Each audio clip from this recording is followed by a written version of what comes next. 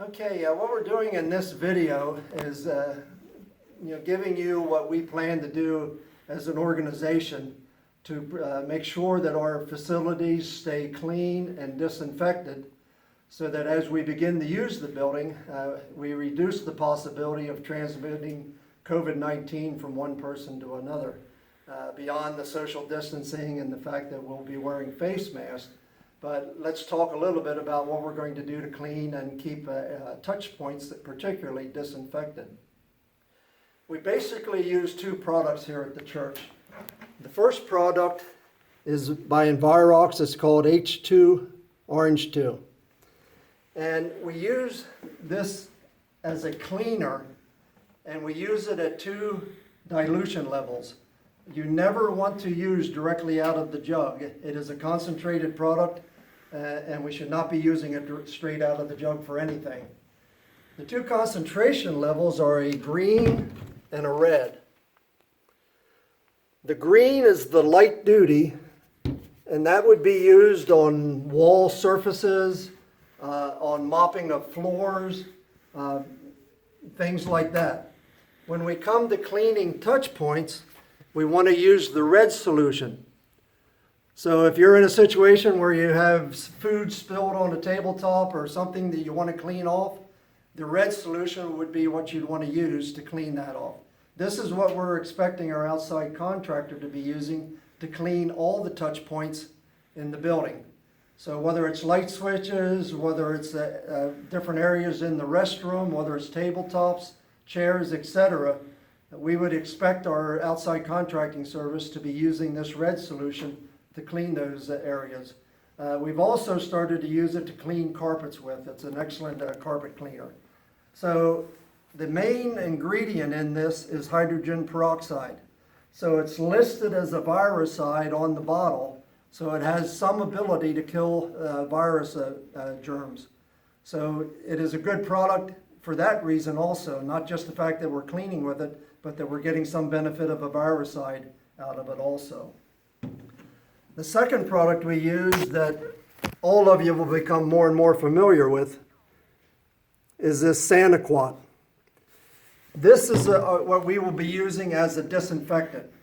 We already currently use it in the kitchen as a sanitizer. You think about in restaurants or in schools, they always wash, rinse, and then sanitize. Any food contact surface needs to be sanitized. So whether you're talking pots and pans or serving bowls or utensils that we serve with or the coffee pots that we use, all of those are washed, rinsed, and then sanitized with this Saniquat product. To do that, we use it at a very light concentration. The mixer in the kitchen is set up for that sanitizer concentration. We also will begin using it as a disinfectant. When you mix it at a heavier concentration, it becomes a disinfectant, and it's listed on the EPA's list of disinfectants that are very effective against the coronavirus germs. So we want to be using it throughout the building as a disinfectant. The mixer for that is set up in the janitor's closet off the Spirit Cafe. Again, this is a product that you do not want to use full strength right out of the bottle. The hazard level goes way up when you're using it full strength out of the bottle. So what you will find in all meeting rooms will be spray bottles of this Saniquat. All these spray bottles are filled with the disinfectant level of Saniquat. It's not the sanitizer level, it's the disinfectant level. So it's the heavier concentration, which we'll take out of the mixer from the janitor's closet. So I've mentioned the word touch points a couple times. If you watch the CDC's website or the Pennsylvania Department of Health's website, they talk a lot about touch points. And that's where the virus gets transmitted. Somebody comes in and opens a door, they've grabbed a hold of the door handle, they left virus germs behind. The next person comes into the room, they grab the door handle. That door handle is a touch point. And when you think of touch points in a building like this, we have many of them. We have light switches, we have the doors, we have tables, we have the chairs that we move. We have the remotes of our electronics that we pick up and handle. We have the whiteboard markers that we handle. If I'm working at a lectern, we have the lectern that could be contaminated with the COVID-19 virus. So all these are touch points that we want to learn how to keep disinfected. We will use our contractor to keep the building clean. They will also be doing some disinfecting. Our real challenge is as we begin to have meetings in the building, after every meeting, we want the touch points in that meeting room to be disinfected. So this is where the staff and team leaders and everybody's going to get to come in and participate in keeping each other healthy and safe as we begin to use the building. So what equipment do you need to disinfect after a meeting? We're going to provide these white terry cloth towels. There should be at least one of those in every meeting room close to the bottle of Sanitizing. We will have these vinyl throwaway gloves. We'll have a box of the large size in every meeting room. If you have a larger hand and need the extra large, those will be over in the janitor's closet. So we're going to ask you to put on a pair of the vinyl gloves before you disinfect.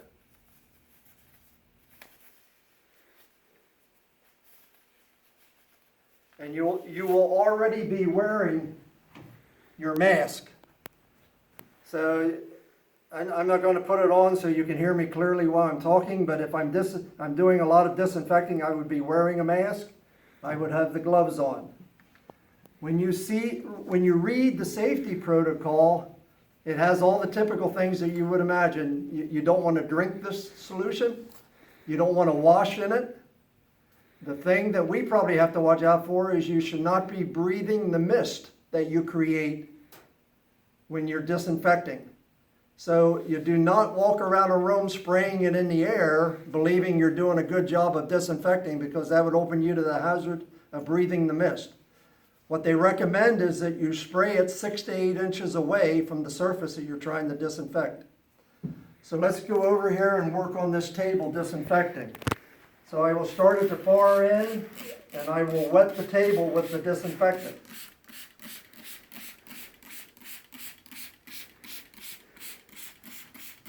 And you see I'm not creating a big cloud of mist. It's all laying down on the table, and if you look at the table, it's pretty well wet the whole way across the table.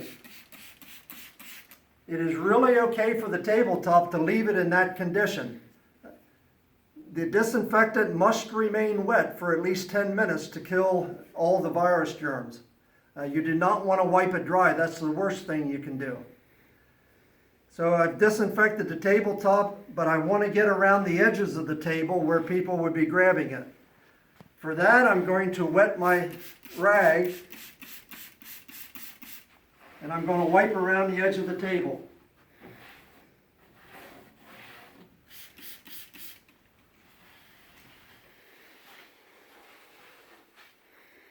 Now I'm going to work on the chairs.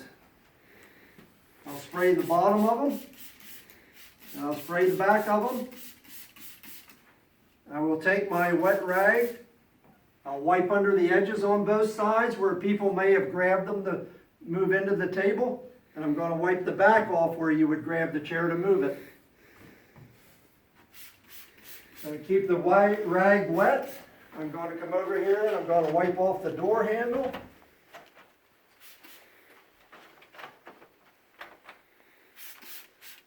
I'm going to come over here and wipe off the light switches. Being electric, you don't want to stand here spraying onto the light switch. That may create another problem.